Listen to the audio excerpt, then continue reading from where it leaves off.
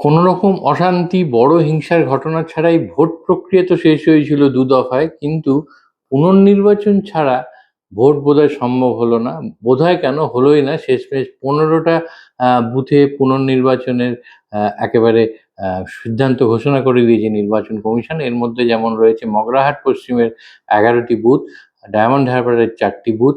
মনে রাখতে হবে এই ১৫টা বুথে যে পুনর্নির্বাচনের ঘোষণা করা হলো, সেটা ঘোষণা করা হয়েছে একেবারে ১২ ঘন্টার ব্যবধানে। আজ সন্ধেবেলায় কিছুক্ষণ আগেই ঘোষণাটা হয়েছে, আর কাল থেকেই ভোট গ্রহণ। এর মধ্যে পুরো প্রক্রিয়াটাকে পুনরায় নতুন করে পুরো ব্যবস্থাটাকে সংগঠিত করা, এটা কতটা সুষ্ঠুভাবে সম্পন্ন হবে, বিশেষ করে ভোটারদের যারা এই মাত্র দুদিন আগে একবার ভোট দিয়েছেন, আবার নতুন করে ভোট দিতে যাওয়া, যেটা এবারে বলা হচ্ছিল যে ভোটার টার্ন আউট একটা রেকর্ড পার্সেন্টেজ পড়েছে।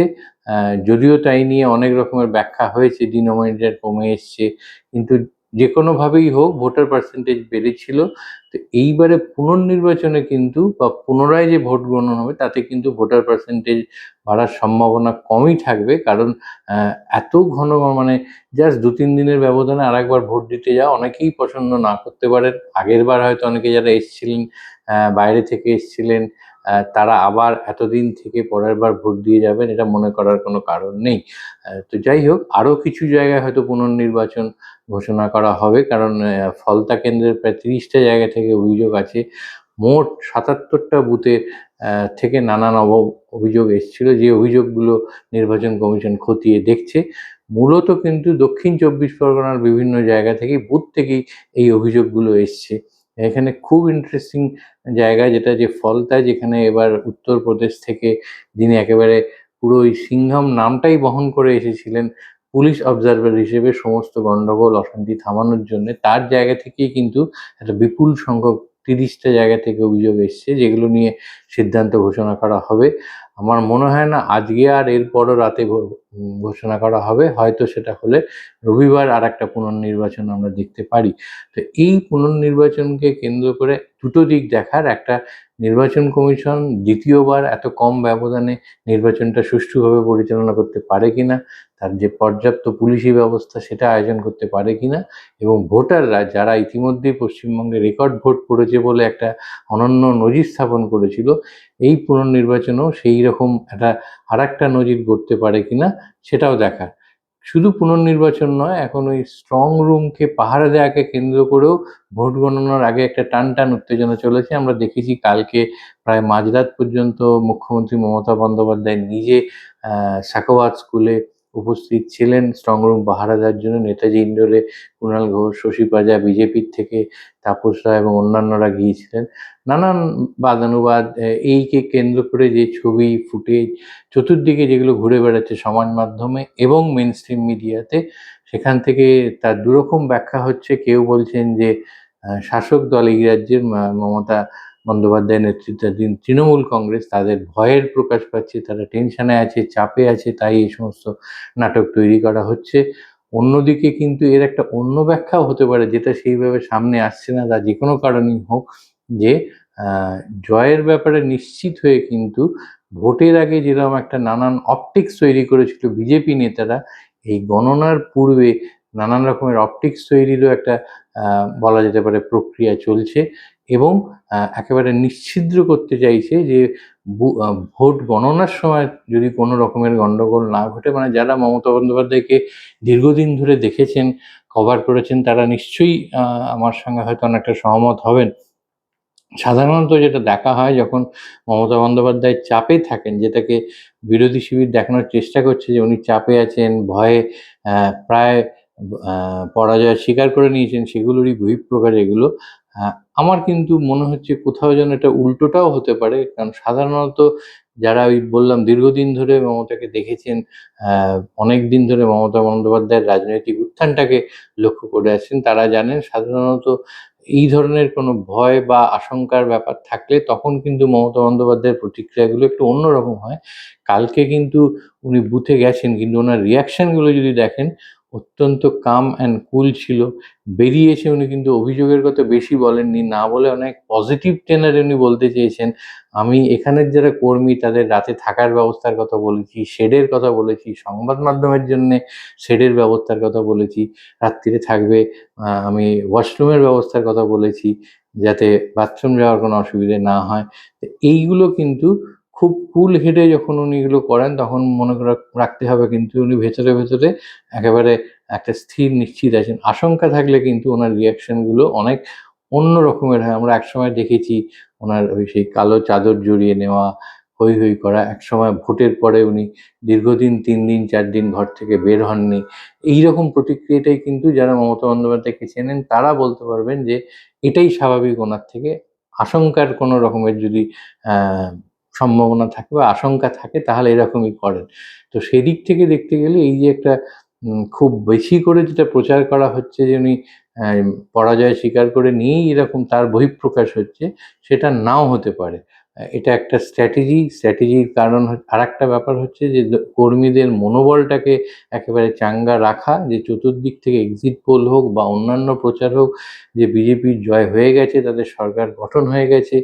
এতে যদি মনোবল, আমরা জানি বারবার একটা জিনিস বলতে থাকলে সেটা একেবারে খুব শক্তপোক্ত তৃণমূলী যারা সমর্থক বা অ্যাক্টিভিস্ট আছেন তাদেরও কিন্তু ভিতটা একটু নড়িয়ে দেয়। তো সেইটা থেকে একটু মনটাকে ঘুরিয়ে মনোবল চাঙ্গা করা, যে লড়াই চলছে, আমি নিজে পথে নেমে লড়াই করছি, তোমরাও এসো, এটা কিন্তু একটা বিরাটভাবে সাহায্য করে। আরেকটা জিনিস বলবো, এই যে নানান রকমের সংখ্যা পরিসংখ্যান চলছে, এখানে কিন্তু মনে রাখতে হবে কোথাও না কোথাও এরকম ব্যাপারটা তো নয় আমরা খেলতে নেমেছি, খেলতে নেমে ধরুন একটা ফুটবল খেলা, মোহনবাগানের সঙ্গে ইস্টবেঙ্গলের খেলা হচ্ছে বা কোনো লিভারপুলের সঙ্গে জুভেন্টাসের খেলা হচ্ছে, সেই খেলায় আমি খেলার শেষ হলো না, খেলতে নেমে আমি বললাম আমি আজকে 5 গোলে জিতবো।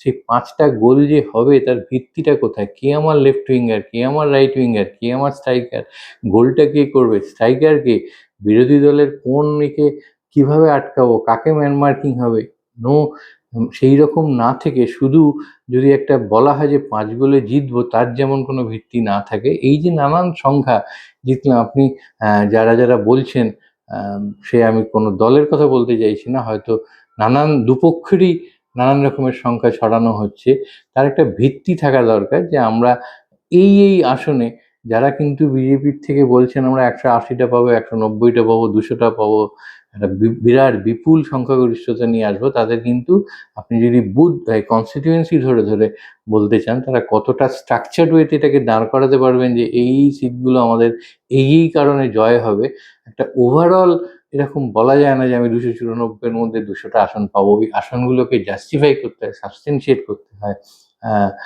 এটা কিন্তু মাথায় রাখতে হবে যে ওই আমার কোনো স্ট্রাকচার নেই, আমি শুধু বলে দিলাম ওপর থেকে এতগুলো আসন পাবো, সেটা খুব একটা দাঁড়ায় না। এরকমও একটা হতে পারে, মানে এগুলো আমরা সবাই যেহেতু একরকম কথা বলছেন, আমরা একটু অন্য দিকের ভাবনার কথাও বলতে চাইছি যে এরকমও কিন্তু হওয়ার একটা সম্ভাবনা রয়েছে। যেরকম বললাম, এই যে একটা পরাজয় স্বীকার করে নেওয়া টেনশন, এরকম ব্যাখ্যা চলছে, সেটা না হয়ে তার উল্টোটাও হতে পারে। কিন্তু বিভিন্ন বিশেষ করে জাতীয় স্তর থেকে যেরকম যারা মমতা বন্দ্যোপাধ্যায় বা অ্যান্টি বিজেপি যে ফোর্সগুলো আছে তারাও নানানভাবে কিন্তু বোঝানোর চেষ্টা করছেন যে অনেক দূর একা লড়ে এত দূর এসছো, তীরে এসে যাতে তরি না ডোবে, ভোট গণনাটা কিন্তু ম্যানেজ করা খুব জরুরি এবং ওটাও একটা অঙ্ক এবং ওটাও একটা খুব সুপরিকল্পিতভাবে করতে হয়। মমতা বন্দ্যোপাধ্যায় নিজের ব্যক্তিগত অভিজ্ঞতা দিয়ে দেখেছেন নন্দীগ্রামে গতবারের পরাজয়টা, যে নির্বাচন কমিশন ঘোষণা করার পরেও উনি প্রেস কনফারেন্স করে দিয়েছিলেন ওনার কালীঘাটের বাড়ি থেকে, তারপরে ওনাকে পরাজিত ঘোষণা করা হয়। সেই ঘাটা কিন্তু এখনো দগদগে রয়েছে ওনার মনে। উনি কোনো রকমেরই বোধহয় রিস্ক নিতে চাইছেন না, ঝুঁকি নিতে চাইছেন না। সেই জন্যে একেবারে ফুল প্রুফ একটা সিস্টেম, একটা নিশ্ছিদ্র স্ট্রাকচার গড়ে তুলে একটা পরিকল্পনা করে গণনার যুদ্ধে নামা, এটা কিন্তু খুব জরুরি। খুব গুরুত্বপূর্ণ জায়গাও মাথায় রাখতে হবে, কংগ্রেস যারা কিন্তু এবারে প্রতিদ্বন্দ্বিতা করেছে এবং রাহুল গান্ধী নিজে প্রচারে এসেও অনেক মমতা বন্দ্যোপাধ্যায়ের বিরোধী কথাবার্তা বলে গেছেন, গরম গরম কথা বলে গেছেন, কিন্তু ফিরে গিয়েই কংগ্রেসের হাইকমান্ড বা নেতৃত্ব যে ধরনের বক্তব্য রাখছেন, তাদেরও কিন্তু যেটা একেবারে নিজস্ব সমীক্ষা, ভেতরের অন্তর্সমীক্ষা যেটাকে বলা হয়, তাতে তারাও কিন্তু বলতে শুরু করেছেন যে এই রাজ্যে তৃণমূল কংগ্রেসই একক সংখ্যাগরিষ্ঠতা নিয়ে ক্ষমতায় আসছে এবং তাতে তাদের জাতীয় স্তরে লাভ হবে। এখন দেখার এই যে বিরোধী দলগুলো তারা কিন্তু অনেকেই হাসি ঠাট্টা মস্করা করে বলবেন যে এখন ইন্ডিয়া জোটের অস্তিত্বটা কোথায়, কি আছে, কিন্তু যে কোনো মুহূর্তে রাজনীতিতে খেলা ঘুরতে খুব একটা সময় লাগে না, এটা মনে রাখতে হবে। আমাদের প্রধানমন্ত্রী নরেন্দ্র মোদীর কিন্তু জনপ্রিয়তা আগের জায়গায় নেই। এটা আপনি ওনাকে পছন্দ করুন না করুন, ওনার বিরোধী হন, ওনার একেবারে পক্ষে হন, অন্ধভক্ত হন, এটা অস্বীকার করতে দ্বিধা নেই। যে জায়গাটায় উনি ছিলেন, পৌঁছেছিলেন, সেখান থেকে কিন্তু এটা একটা খুব সামান্য, আপনি যদি খালি চোখে দেখতে থাকেন সমাজ মাধ্যমে ওনাকে নিয়ে যে সমস্ত মিম তৈরি হয়, ওনাকে নিয়ে যেরকম কৌতুক করা হয়, ব্যঙ্গ করা হয়, এগুলো কিন্তু 2-3 বছর আগেও ভাবা যেত না এখন যে সংখ্যায় করা হচ্ছে। তো কোথাও না কোথাও ওনার জনপ্রিয়তা একটা ঘাটতি এসেছে। আর একটা কথা বলা হচ্ছে যে বেশি ভোট মানে একটা অ্যান্টি ইনকামবেন্সি ভোট, কিন্তু এরকম তো নয় যে মমতা বন্দ্যোপাধ্যায় কিন্তু ওই অ্যান্টি ইনকামবেন্সি ভোটটাকে কমব্যাট করার জন্যে নিজেকে ওই ইনকামবেন্ট না দেখিয়ে উনি কিন্তু একটা বিরোধী নেত্রীর জায়গাতেই চলে গেছেন। এত স্ট্রিট ফাইট, এত লড়াই, উনি লড়াইটাকে কিন্তু ওই যেটা বিজেপিও করতে গেছে মমতার বিরুদ্ধে মুখ না দেখিয়ে মোদি বনাম মমতা বন্দ্যোপাধ্যায় করেছে। সেইটার কোনো একটা পরোক্ষ অ্যাডভান্টেজ মমতা বন্দ্যোপাধ্যায় নিয়ে নেবেন না তো? আমরা প্রশ্নগুলো তুলছি কারণ এমন পুরো প্রচারেও আমরা দেখেছি যে মোদির শাসনকালের মমতা যে প্রতিশ্রুতি রাখতে পারেননি, যা যা প্রতিশ্রুতি সাধারণ মানুষের জন্য করেছিলেন রাখতে পারেননি, তো এইগুলোকে খুবই হাইলাইট করা হয়েছে। ফলে এমন না হয় যে অ্যান্টি ইনকামবেন্সিটা পড়েছে কিন্তু অ্যান্টি ইনকামবেন্সিটা এগেনস্ট নরেন্দ্র মোদী সরকার পড়েছে। মোদির যে ক্রমশ ক্ষয়িষ্ণু জনপ্রিয়তা, তার একটা প্রভাব পড়তে পারে এটাতে, সেটাও একটা কারণ হতে পারে। এই যে সাইলেন্ট ভোটারকে নিয়ে খুব আলোচনা হচ্ছে, হতে পারে এই একটা বড় সংখ্যক যারা নীরব ভোটার, সাইলেন্ট রয়েছেন, তারা হয়তো এইটা এক্ষুনি ব্যক্ত করছেন না, প্রকাশ করছেন না। সেটা কিছুটা ভয় হতে পারে, কিছুটা একটা দ্বিধা সংকোচ থেকে হতে পারে।